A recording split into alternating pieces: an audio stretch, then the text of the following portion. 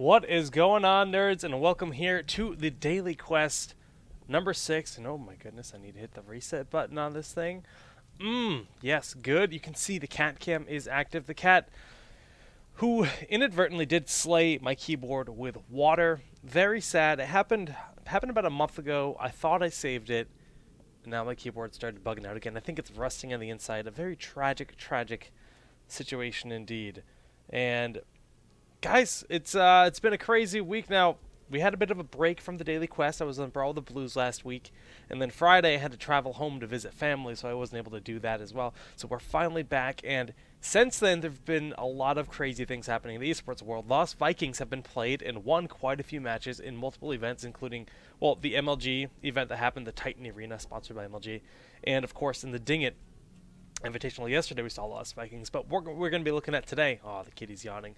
We're looking at Tyrande videos, and I've seen a lot of threads on Reddit. I've seen a lot of threads just on the forums in general about how do I play Tyrande effectively? I feel worthless with this hero. How do you use Tyrande? And that sort of thing. So I wanted to just kind of do this is how Tyrande fits in a composition in both the competitive and casual sense, and kind of where the hero fits in just in general when Heroes of the Storm, because she's labeled as a support, and for a lot of people that just kind of, you know, it makes you think, oh, I'm a healer. Well, she doesn't necessarily fit the role as a healer, but she does do some healing. So she's a weird girl. She's a weird girl. It's kind of, you know, I've played a lot with her. I've got that master skin. She's actually probably I think she's my third most played hero. I am gonna confirm this information. Oh yes, going into the game, yes, she is my third most played hero next to Rhaegar and Malf. Of course, as someone who likes the supports, I like that pseudo support style as well. So we're gonna hide the cat cam. I'm sorry, we're gonna hide that. And we got the game loaded up. So before we actually jump in to look at some replays and we're going to look at professional matches here. We're going to look at the composition by Evil Geniuses. We're going to take a look over here at the talents available. So this is, of course, heroesfire.com, and this is Tyrande's talent tree. Now, like I mentioned, she's not really a full-on out support. She kind of fits a weird middle-of-the-road, you know, position. But there's actually some different builds that we've seen, and they fit based on the composition of your team. So we can go with just the kind of standard. If I'm going to be playing, if I am just reading the chat and giggling, if I'm going to be playing ladder and I'm solo queuing, it's going to be tough because Tyrande is a hero that really relies on a lot of synergy with the rest of the team. Yeah, you can make good plays, and yeah, you can do a lot of work, but what makes this hero strong and which makes this hero really good at the high levels is just like the amount of power she has with synergy because of her trait, which is Hunter's Mark. And I suppose we could just actually pull that up and just kind of go over a kit before we actually look into the talent. So let me find Tyrande in the client, and there she is. So we can pull that up and we can look at Tyrande. So, all right, so just running through a kick very quickly. Hunter's Mark, this increases the damage taken by a marked target for a few seconds. It doesn't actually specify. I think it's 4 seconds. Yeah, it's 25% additional damage for 4 seconds. I don't know why their tooltips are so bad, honestly. Then she's got the heal. You never want to use it on yourself because it says heal an allied hero and self. So you never want to use it on yourself because then you're not maximizing its efficiency. You want to cast it on a creep if you can. If one of your creeps is about to die and you need to heal yourself, heal the creep, because guess what? You're getting the heal either way. Sentinel, that's the owl. It's used for scouting and can be used for damage. We'll talk about that when we look at the talents. And then Lunar Flare, a ranged damage dealing stun. Very powerful. That, between Lunar Flare and Hunter's Mark, this makes her a very strong healer, because of the amount of like lockdown and damage you can do and the combo ability. Because if you got that hook, you pull someone in, you throw the Lunar Flare down with Hunter's Mark on them, they get absolutely decimated. But looking back at the talents, we're going to just kind of look at this two styles here that you can play with Tyrande. First style, neutral, very just kind of built around straight utility. This is what you'd go into solo queue with.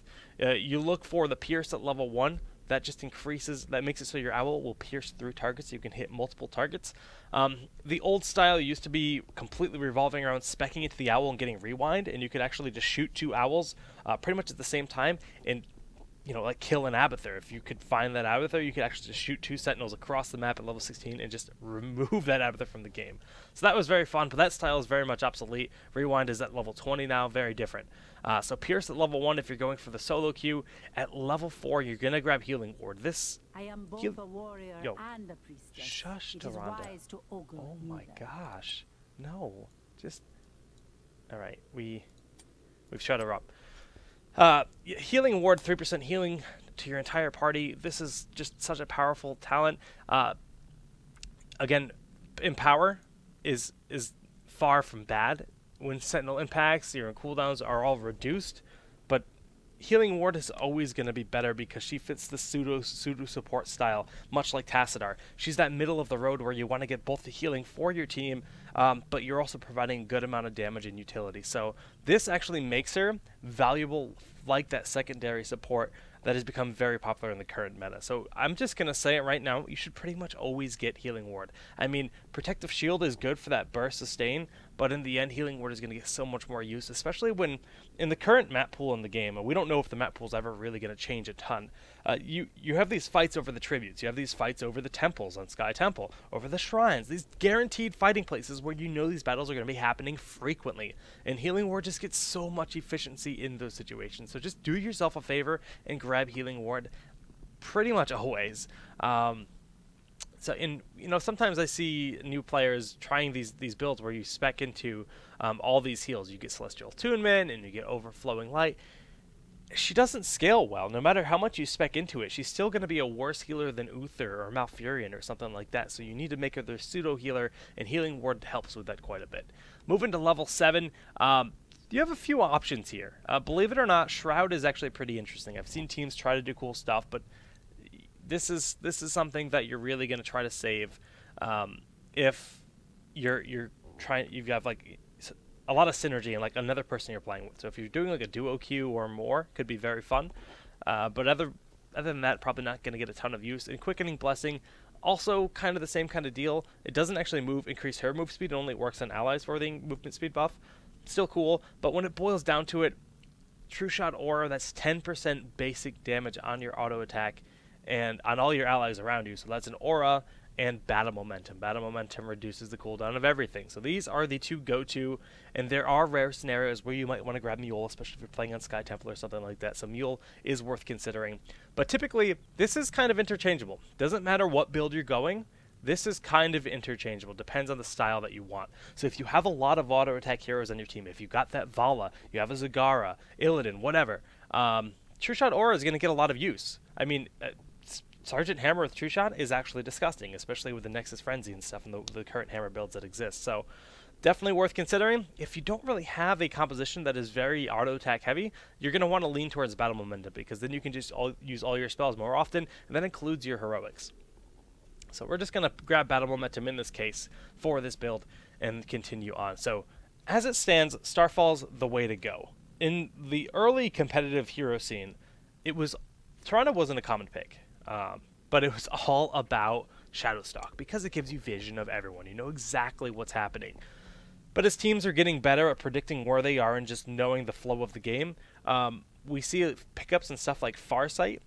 But Shadowstalk has really fallen off, and it's hard to give up the power of Starfall because it does a good amount of damage, and there's a lot of synergy with other heroics that you can get, and it's zoning too. Like as much as Shadowstalk provides you vision of the enemy team, you can completely zone out situations where it's like if you want to commit to this, it's going to be unfavorable because you're going to be fighting over the massive width of Starfall. It is a very, very large radius. So Starfall level 10 is the way to go. And now we are here at level 13. Now, Lunar Blaze is pretty much the current way to go. Rewind used to be here, but now Lunar Blaze, it gives you more range in a larger impact area on a stun. This is such a good talent. It used to be picked up as a reactionary thing to stuff like Ravenous Spirit, but just in general, if you can just stun people out and hit them from further away and just, set up for whatever, it's huge. It's probably the longest cast stun in the game, if I'm not mistaken, that is not a heroic ability. So I'm just going to straight up say Lunar Blaze, get it. Yeah, Shrink Ray's nice. the purging mark is cool, but it's not really worth your time because the game's all about team fights. And sprint is the only kind of escape she can get pre-bolt.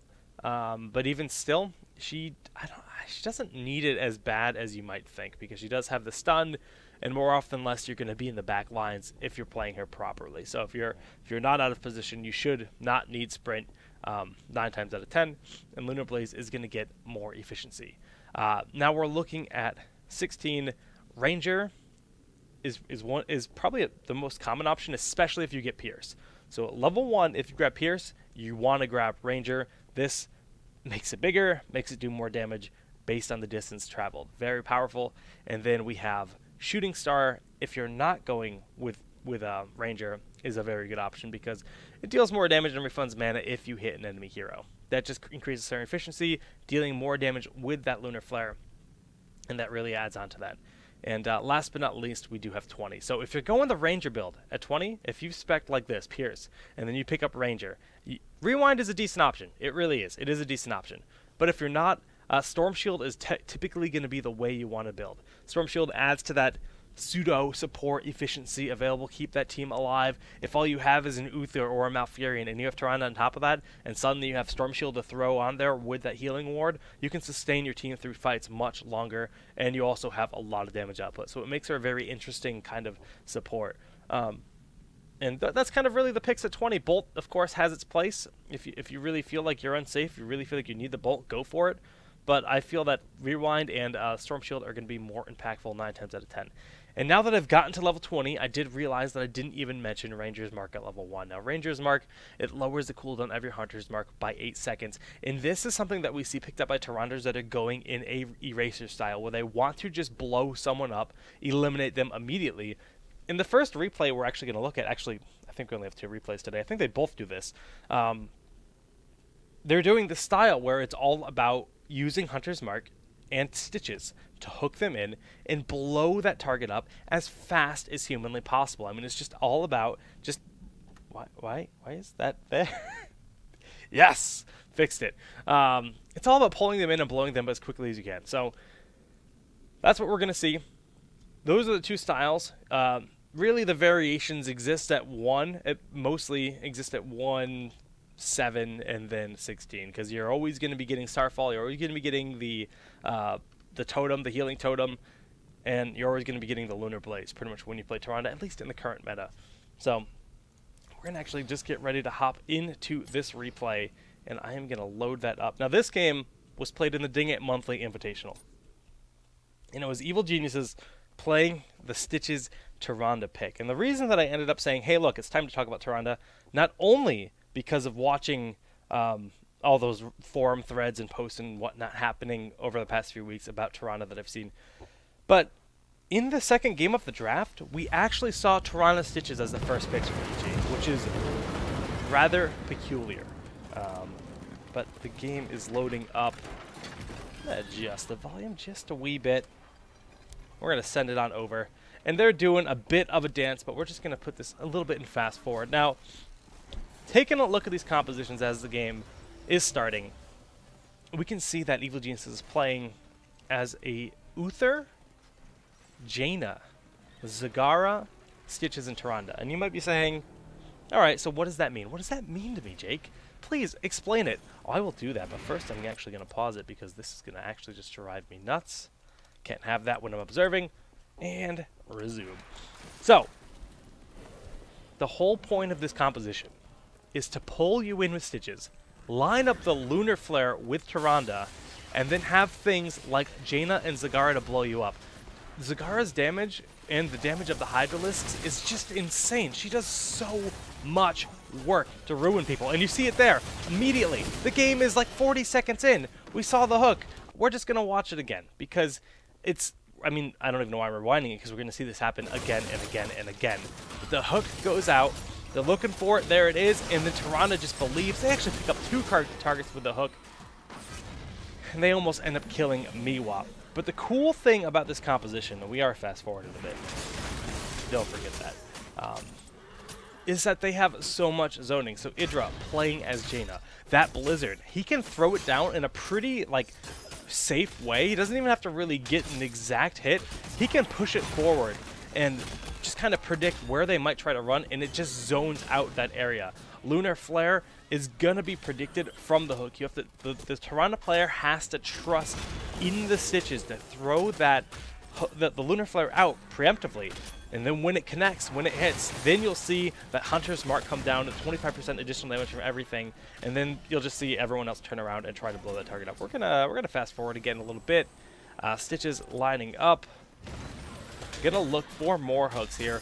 Inkling has to be careful because he's a fat bird. He's got a big fat wingspan, and he's vulnerable. And as we're looking at the talents, where as we hit level 4, we see Ranger's Mark was in fact picked up by LZ Gamer on Tyrande. They're moving on up. The hook actually pulls Miwa in, and then again, they didn't get a kill, but they just apply this constant aggression. And when you look at Dragonshire, you look at the bottom lane and middle lane, what's that distance like? Well, it's actually nothing. So you can rotate between these two lanes, you know, very aggressively. And during all of this, Faye is sitting in the top. She's got the warding here. She's got all this extra protection, and she's able to just kind of keep this aggression in the top lane pretty consistently. Now, Tassadar can deal with Zagara relatively well. It's not like a massive win-win, you know, lane for either hero, but it's a safe lane for Zagara, no matter how you look at it. And it allows these four to continue just kind of rotating around, aggressing. And Z-Piece is he's just hungry for those hooks constantly. So, okay, fast forward live. And as soon as I do that, they get the hooks and kills.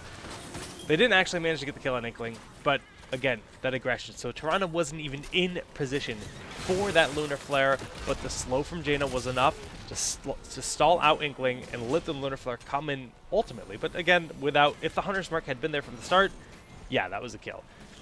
But it was not there from the beginning, so able to live a little bit longer. But this entire style, this pick style, seeing some effectiveness once again. Now let's pause for a second, and actually I'll just ignore the game while it goes. So if we look at Tyrande in the past, when she had some popularity, especially with teams like Tempo Storm, where there was a very specific style. It was a roam and gank style that we saw that typically involved Kerrigan or Arthas.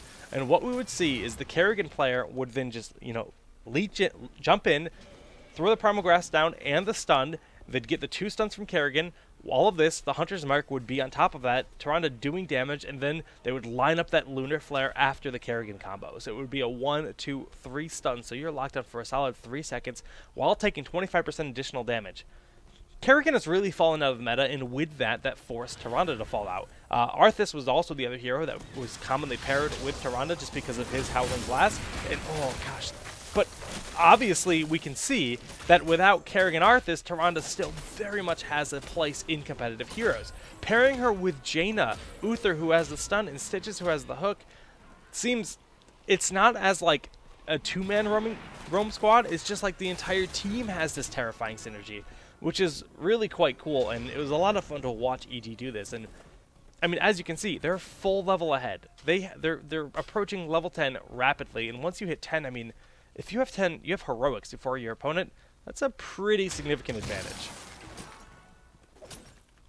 And LZ constantly on the prowl, looking for those plays.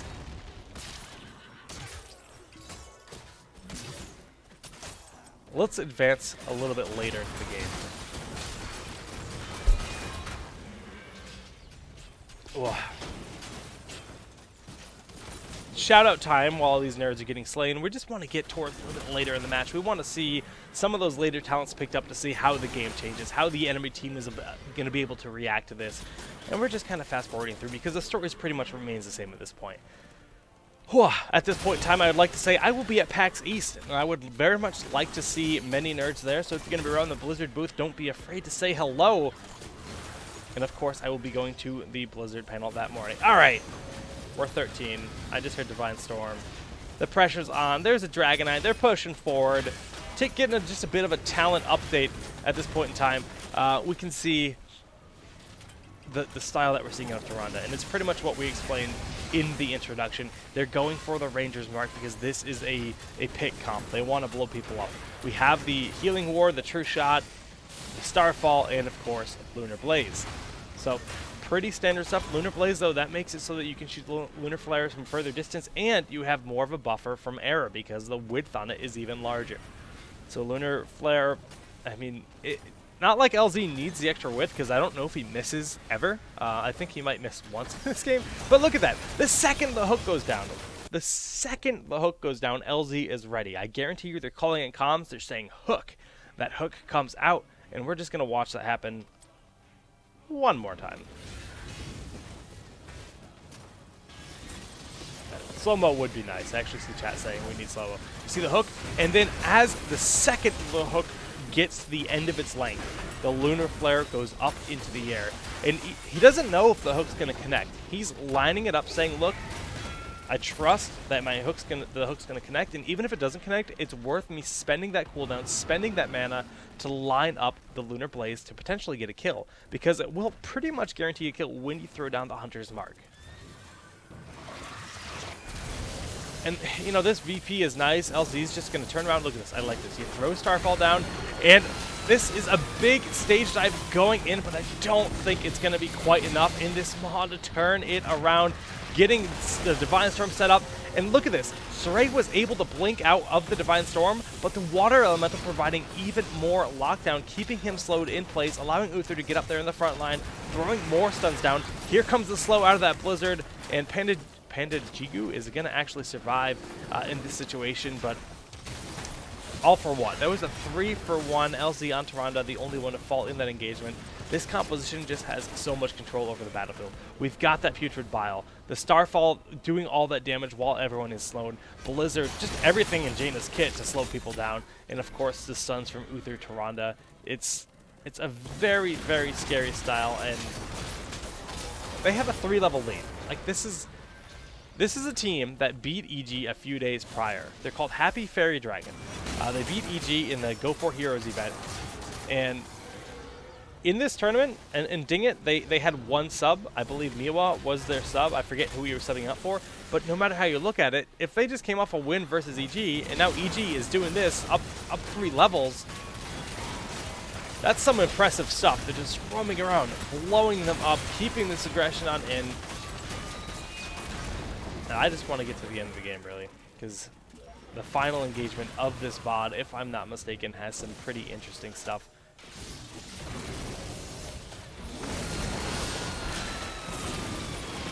All right, let's actually just analyze this initiation, because that's, if I'm not mistaken, the stage dive is not what they needed. So here's Zeratul. He's going to look for that VP. VP is going to go down, connecting with Idra and ZPs. Here comes the stage dive. What happened there? What happened? The VP was not dropped. It's a massive mistake. It's very close timing, but you can disengage your Void Prison. And this stage dive, you see the marker come down, so you know what's happening. But it completely whiffs because the VP from his ally was not dropped. Not what they wanted there. They needed that slow provided by the stage dive to start that initiation, but instead it ends up being a horrifying position for them. They're just going to get decimated, throwing that in. Inkling going into Ice Block, but it's not going to be quite enough as he will be removed. And the hook nearly catching Chthon Luck, but not quite enough. So at this point, I mean, EG, everything's going right for them. They're pushing on in. This Tyrande style's been working out. Looking at the meters, Cigar is topping the charts. Tyrande's damage might not be crazy high, but it's the utility that she provides in the battlefield. She's giving some healing, a good amount actually, especially when you think about Healing Ward.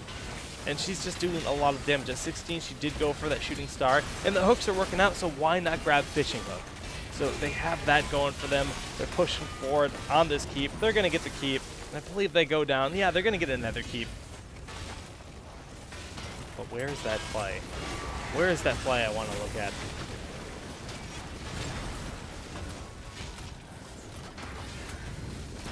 I'm patiently looking for it. Stitches does a Fishing Hook at this point, so he can pull from an actual just ridiculous range.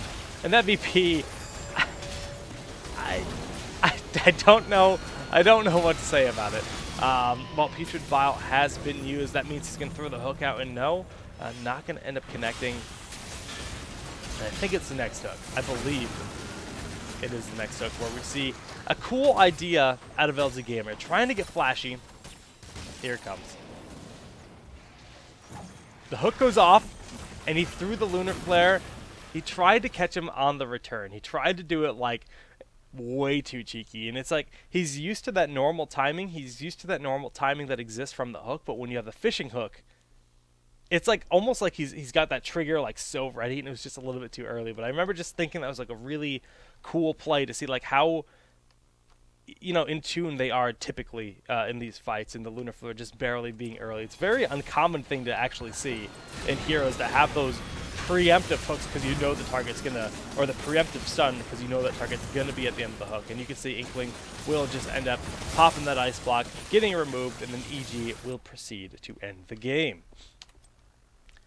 That was replay number 1, and that was a very decisive game that we saw last night played by Evil Geniuses. I mean, they made it look easy. They really did. Just some impressive stuff on their part, and I will re-engage cat cam because you guys like cats. So I'm gonna get the next replay ready in just one sec here. And now this is the same team. These are the same teams. This match happened right after in that series, and basically Happy Fairy Dragon said, hey, you know what, we want to take you to Sky Temple. We want to look at that map. And EG's up 1-0, and they're confident. And let me see if I can find this. Now, the replay is loading. But I want to do something. I know we have the power. The convenience of... Alright, game pause. Good, good. Bear with me.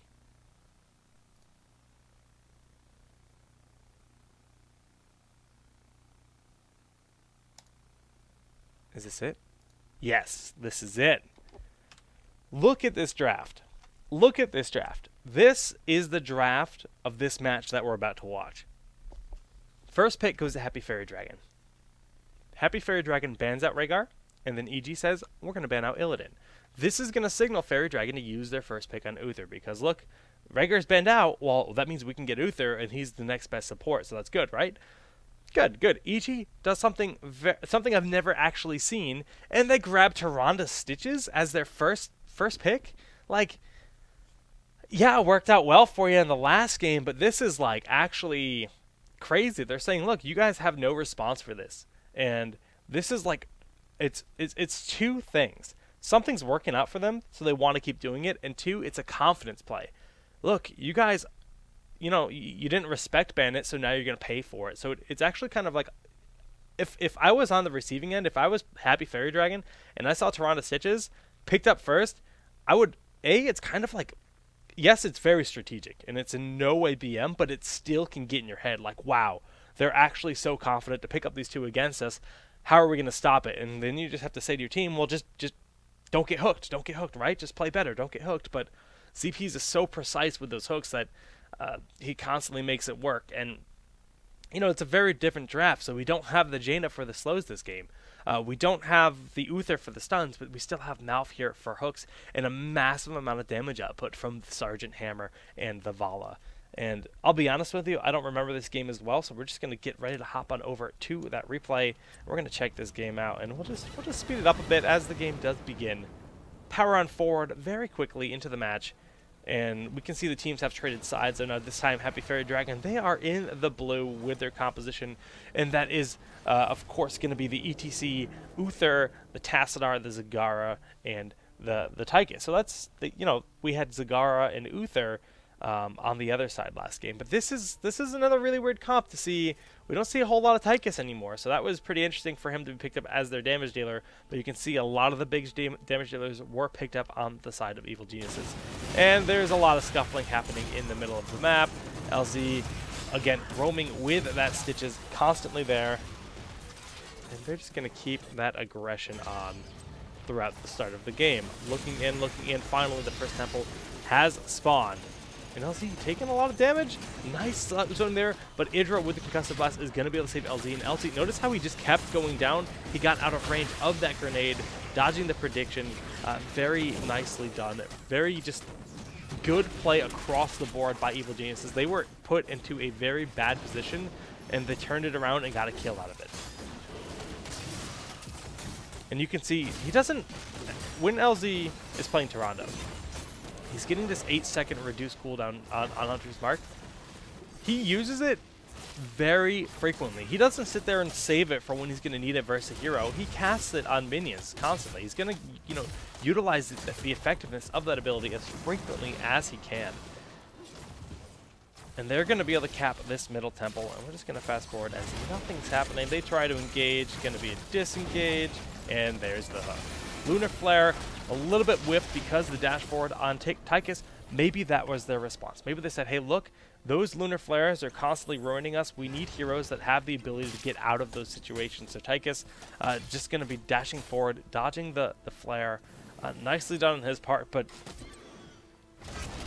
they've actually taken a bit of an experience lead. So it's okay. As I say that, it just evens out. Could have just been a creep wave, of course, that happened to be pushed out. And Hammer just doing Hammer things, sieging up this bottom lane. Top lane, Mouth is just kind of holding it, make sure he soaks that XP, and we can see they're rotating around and grabbing some Merc camps. It's 2 minutes after the completion of the first temples when you see the second round of temples spawn. So I wasn't watching the clock too closely, but it should be pretty soon from now. And we can see ZPs and Faye, they're going to start these bruisers, but Kathan, Miwa, and Srate making their way up. They're going to bully them off of this. Now this is going to force them up. They have to just full on retreat. Faye immediately just kind of gets annihilated. And here they are blowing these up. But this is what I like that happens here. ZPs backing up here. They expect it. They all rotate to the side expecting the hook. Nicely dodge it. And they manage to pick up those bruisers. You know, an aggressive steal. They picked up a kill. And now they have a nice lead in this game. So for the first time in the series, really, we do see a lead on the side of Happy Fairy Dragon. But EG is not done yet because on Sky Temple, a lot of it's about structural presence. And already, I mean, Idra's been able to just do work in this bottom lane. But the first fort of the game is going to go to the top with those bruisers. But now we're at 5 minutes. Bottom temple spawning. These bruisers got to be cleaned up, and then EG will make their way down. But guess what? They don't have level 10. They actually can't contest this very well. If you don't have heroics and the enemy team has heroics, the best option is to actually just let it go.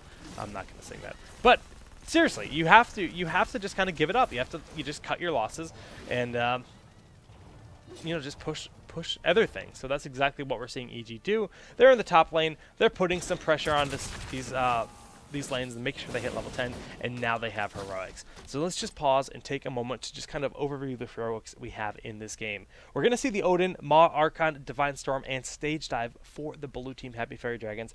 And EG and the red team, they're getting Strafe, they're getting Napalm. Tyrande will get Lunar Flare, or Starfall. Tranquility for Malfurion, and Putrid Bile once again for Stitches. This again, a lot of damage output, even more than the previous game, because now you throw Strafe in the mix. What do they have to interrupt Strafe? ETC and oh, actually they have a lot, so I take it back. ETC, Uther, and then even the grenade of Tychus can stop that Strafe. But still, there's so many other things you have to worry about in the fight.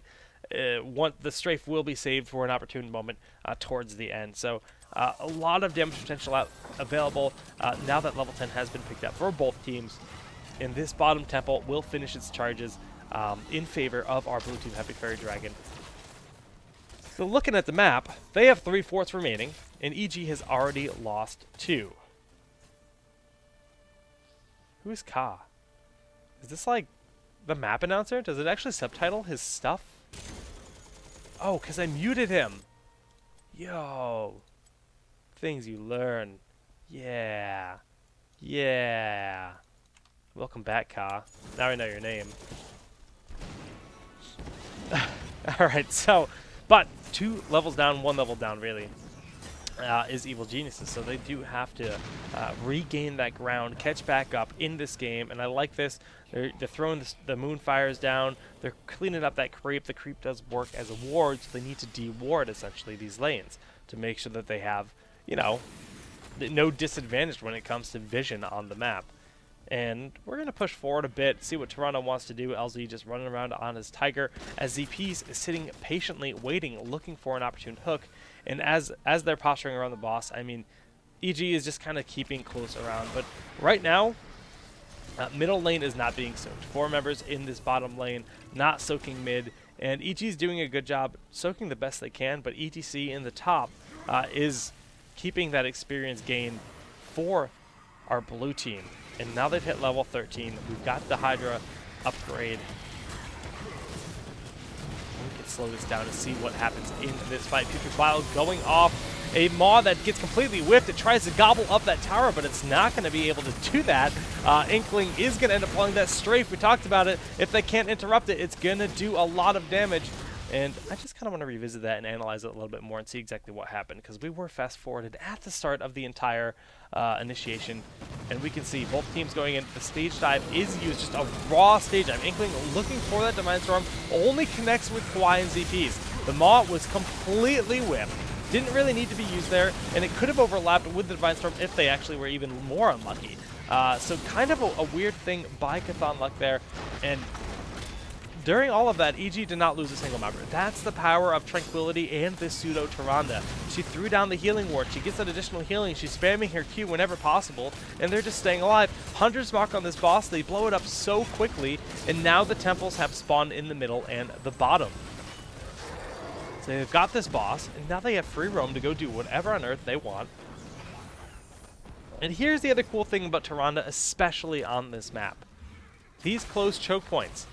Lunar Flare, especially Lunar Blaze. Looking at the talents, hey, guess what? We got Lunar Blaze. It's level 13. Lunar Blaze has a massive width. It will actually just cut these things out. But another thing I want to talk about is Sergeant Hammer and what we're seeing picked up here, which is the Barricade.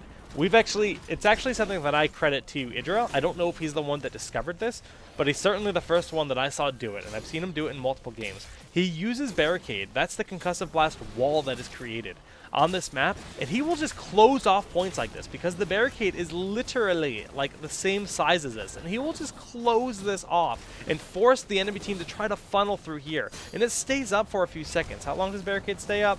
Well, it stays up for 4 seconds. That's pretty darn good, especially if you have melee heroes on your team that are trying to just get in, or a tank, or whatever. It creates a bit of a problem. And you also have to talk about the synergy that exists between Stitches, because you hook someone in, and then you just close the gate for 4 seconds? That's terrible. That's the last thing that you want to have to deal with. And it can just flat out win fights. So it's kind of a double-edged sword, because you can definitely kill your own allies if you're not smart with it. But very precise use of the Barricade can change fights, and that's what we've seen Idra do in the past. But back to Tyrande. She's roaming around. We got that Putrid Bile going off. There's the Starfall. That means the Odin is transforming, just sitting in damage. And this time the Maw, I think it connected with one person. Nope. Didn't even connect with the one. Hook going in on Miwa. Gonna secure. Nope. Shields for days. Divine Storm retreat. Yep, it's going to be a Divine Storm sprint to get out, and that's a full-on disengage. And even though Inkling got stunned out, he's going to be just fine because he's Uther. So let's take a look at the stats. Tyrande, doing solid healing. She's got 9k healing, almost as much as Uther. Yeah, you can't keep up with Malfurion because he's ridiculous, but still, she's holding her own, and she's providing all the stuns, lockdown, and the 100 mark in these games, which is really adding up to be quite a bit. Completely different style play, but the build is identical. It's not as much as an Eraser build, but it still has that Stitches for the hooks. They don't have the full-on lockdown, slow control blow you up, but the efficiency is just as great. Idra getting quite low right now, but look at those heals. From both the Uther, ETC in the backline stage diving, and Idra just steps forward. Gonna be able to turn around onto him, and Stray stays alive for quite a while, but Strafe is just getting so much value. Just ruining their day. Chthon Luck will fall. And, you can see EG has turned this game around. It was a rough start. They fell behind. They lost 2 forts first. They didn't have heroics. They had to give up the bottom temple. But here, they've just turned it around. They hit 10, and they hit that stride. Now they have this power, and it looks like LZ's kind of holding on to this last talent. He doesn't know what he wants to grab. There it is, the shooting star. So, once again, identical builds, slightly different style, but the synergy that we really want to just just talk about the most is the Stitches Tyrande. We saw it last game. We saw it first pick this game. It just ruins people. So if you want to play Tyrande on solo queue, you want to play Tyrande on ladder, or duo queue, rather, get with a buddy that plays Stitches, pick up that Tyrande, and try this out, because it really I mean, as strong as it was in the last game with all the additional stuns and slows from Jaina and stuff like that, it's definitely not a necessity because we're seeing how good it is with a very, very different style. Not even a Rain of Vengeance follow, which is kind of what I expected when I saw the draft. And here we see that Tranquility trying to keep ZPs alive, and guess what? It's going to be successful. Maw this time connecting with 2 people, but that Starfall is doing a good job keeping them, you know, discouraged from going in too far. Stitches ended up going for Pulverize instead of that fishing hook in this game, as their game plan is less about picking and more just about like sustained engagements. But Starfall just it's a amazing zoning tool, and you can see that the Tyrande is keeping up in damage with both Hammer and Vala just because of just the power of all of her abilities in that kit, and Tyrande is a massive amount of AoE damage. And we're just going to push forward a bit. While they do go back home to regen their health pools, they're going to reinitiate onto this top temple and see what they can do. Now, immediately, Happy Fairy Dragons is scared. They backed off. They're worried about this. They're worried about this entire engagement. And what they need to try to do is they actually need to blow Idra up. But they just kind of seem to be in the front line, and there's the stage dive. An immediately Putrid Vial in the front, just creating a wall of filth. Inkling goes in with Divine Storm, connects with a few people. Idra in the back is going to end up losing his life here, I believe. I don't think he can get out of this, but oh, yes, he does ultimately end up falling, but for what cost? The rest of the team gonna end up losing their lives. Kwai has so much sustainability. One more Moonfire gonna pick up the kill, and Srey is the last man standing, sitting on that temple. The temple wailing away at the middle keep. How much ammo's left? Not quite enough to finish it off, I don't think. Suspense is killing me. Oh, yeah! That's right, 100 health. I remember this now. And they're just going to turn around and go for this boss in the middle of the map, but you can never count out heroes. One thing this community loves to do is just say a hero's dead and discredit the hero. But it only takes synergy with one other hero to say, hey, look, this hero is actually incredible with X pair.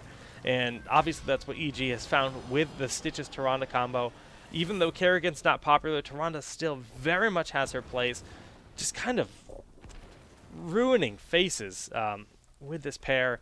And it's a pleasure to see. And they're just going to kind of go around the map, collect those bruisers, collect those mercs, and just objectives across the map as they do prepare for their inevitable victory at this point in time. Because really, they have, if they can throw, they can definitely throw. If they did lose a team fight, this would kind of be lights out for, not lights out, but EG would have to lose 2 team fights in a row. And the way the fights have been going, that level 1 advantage, that one level advantage that they have, it's going to be very unlikely that happens. And especially as they are approaching level 20 talents are just kind of huge. I actually like this, bullying them off of the Giants and then just completely go into the middle lane. So they act like they're going to pressure it, but then they put this incredible amount of pressure onto this middle lane. They want to get that keep. Just takes one Lunar Flare to eliminate it. And now they're backing up as the bottom temple is, in fact, going to be spawning, throwing out a Napalm Strike to get some vision. Moonfire attempting to just hit the creep, but the creep is nicely positioned behind our palm tree. Not going to actually be able to connect with that tumor. And we do have a 5v5. This is a situation where Happy Fairy Dragons has to initiate in. They have to initiate into a bad position.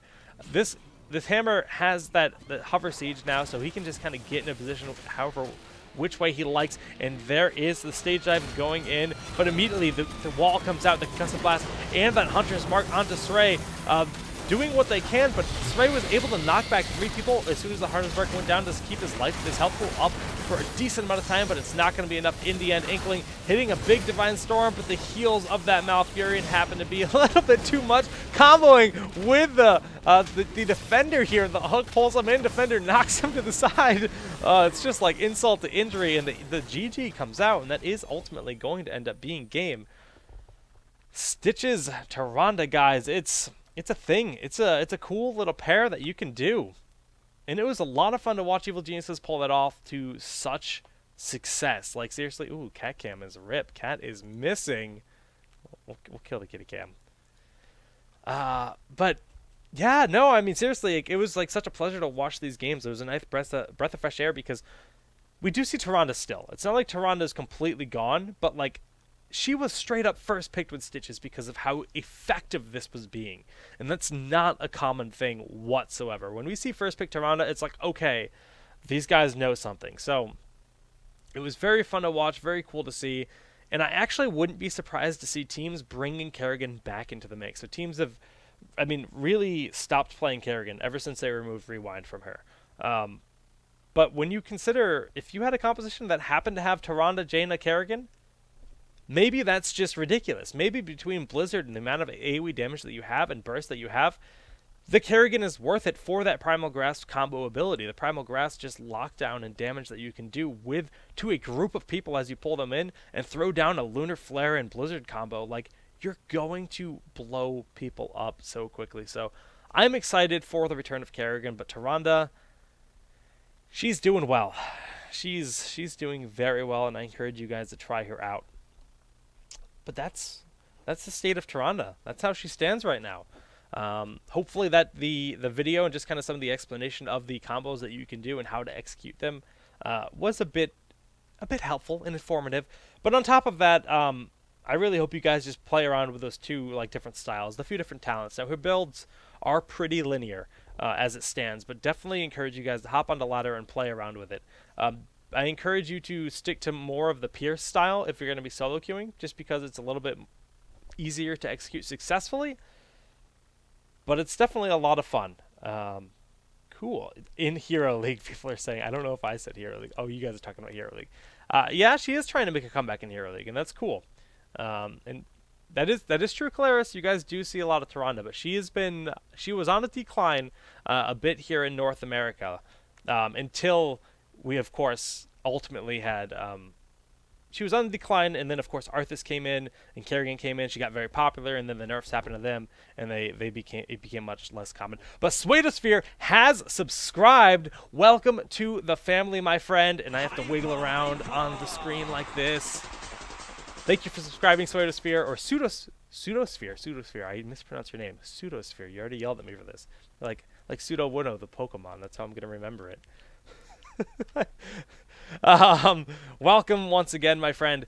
And yeah, so that's pretty much going to do it for the Daily Quest number 6, talking about Tyrande. But guess what? Tomorrow is, of course, the best day of the week. It's Wednesday, the midpoint of the week. That means the week is half over. And with Wednesday, that means we're going to be looking at some weird games. Now, each Wednesday, it is themed. It's themed based on, well, whatever the heck I determined to be themed on. And tomorrow, I announced it last week, Gargantuan. I want you guys to send me replays of Gargantuan games with Nazeebo. Now, Gargantuan, in competitive heroes in America, we do not see anything but Ravenous Spirit, and Feed Me SC2 has also subscribed, so the hyper resumes! Feed Me SC2, thank you for the subscribe, my friend. Welcome to the Jack Eggs. I need to not call it the Jack Eggs. That's actually terrible. Yes, but tomorrow, I want Gargantuan vid. So you guys have tonight to send me videos, or tomorrow morning, of your Nazeebo playing with Gargantuan. I want to see your Gargantuan style. I want to see what you guys can accomplish with it, because yes, it's a heroic that cannot be microed, much like the Ultralisk can be controlled at this point, or the Water Elemental can be controlled at this point. But as it stands, you cannot micro the Gargantuan, but we've seen some unique styles. We've seen people try to use Nazeebo as a full-on murking hero. You go in the jungle and you get the murk camps using using the Gargantuan. I call him Gargantuan, and I picture him wearing a sombrero and eating lots of nachos, but that's just me. So guys, once again, the email is just solidjakegg@gmail.com. It's about as easily as it gets. So I want to see you guys shoot me some replays. You have until roughly 3 p.m. tomorrow to submit before I review them all and get ready for tomorrow's Daily Quest. And that's going to be the theme for tomorrow. The next one after that, the next Wonky Wednesday at least, is going to be Auto Attack Zeratul. It's been requested that we see Auto Attack Zeratul, so that is the one after that. I'm a terrible person for asking for Gargantuan gameplay. I'll accept it. And I look forward to seeing your terrible Gargantuan gameplay, because I know it's not optimal by any means. And I hope you guys play around with the build more than just changing the heroic, because I feel like some interesting styles could be picked up with that, just in general. But on that note, I think that's going to do it here for the daily quest. And what time is it? What time is it? Do I have time to play a game? I will play one game of Hero League if you guys want to stick around, but I'm just going to throw to the screen here for the VOD. That's going to do it here for the daily quest number 6.